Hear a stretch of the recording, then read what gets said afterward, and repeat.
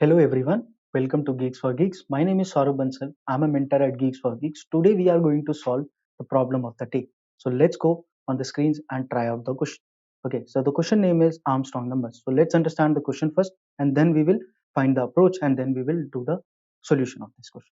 Okay, so in this question they have given us a 3-digit number and find whether it is an Armstrong number or not. Okay, so they have given us the question like this.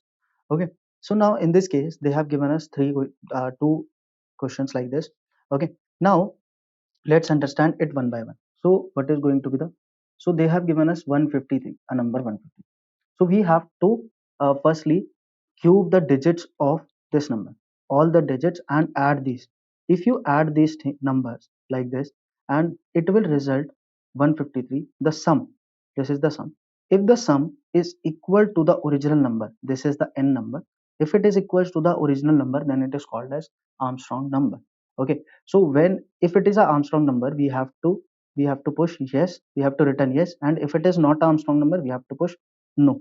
Okay, yes and not it is yes, yes and no. Okay, for Armstrong number we have to put yes, we have to return yes, and if it is not Armstrong, then we have to return no.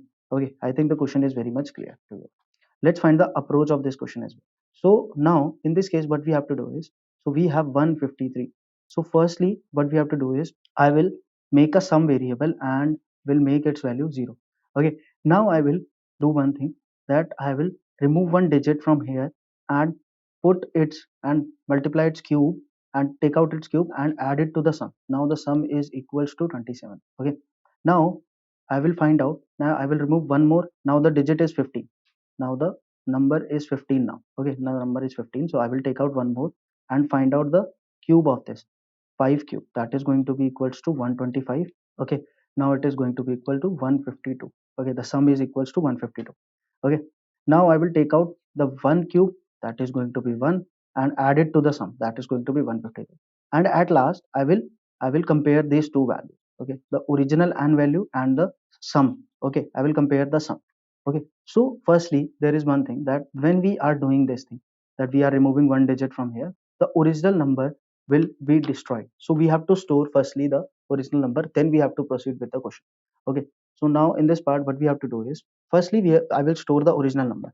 Int, let's say OG stands for original number, I am storing it as n.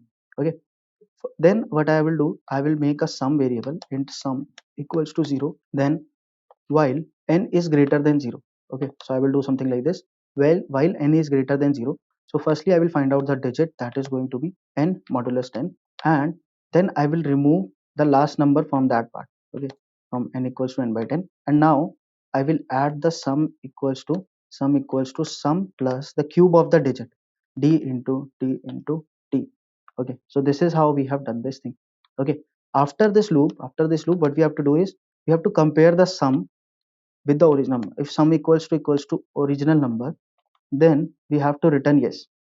So I'm returning yes from here, yes.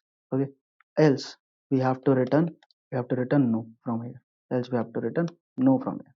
Okay, let's try this. Okay, so it is giving the right answer. Let's try to submit it as well. Okay, so the question is solved successfully. So thank you for watching this video. If you like the video, please subscribe to our channel.